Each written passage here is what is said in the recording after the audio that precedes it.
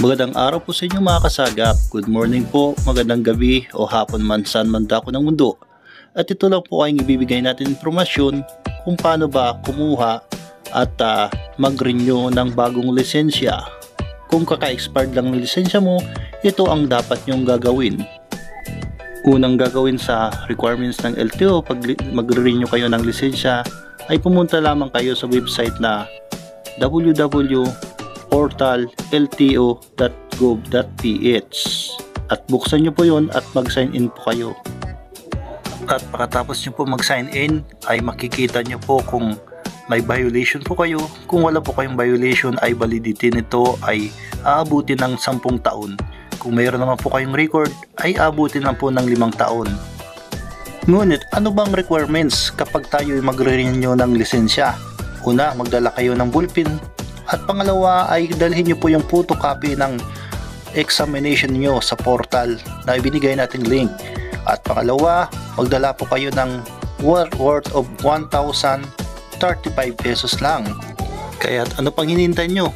Mag-intro muna tayo bago ituturo natin kung paano mag-renew po ng 10 years validity ng lisensya.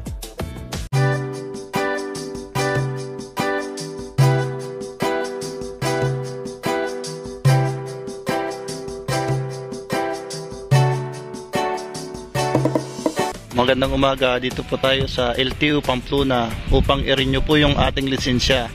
At sasabihin ko po sa inyo kung magkano po ang ating nagastos sa pag-renew ng bagong driver's license.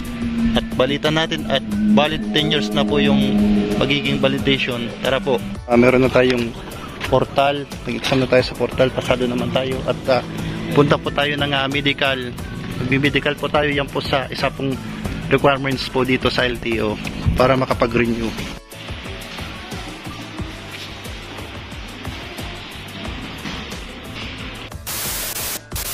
So ayan po, naka-medical na po tayo. Bali po yung medical po ay 450 pesos. Yan, 450 po yung medical. Bago po kayo muna kayo magpo-portal, online muna po kayo. Yan, pasok na po tayo sa loob.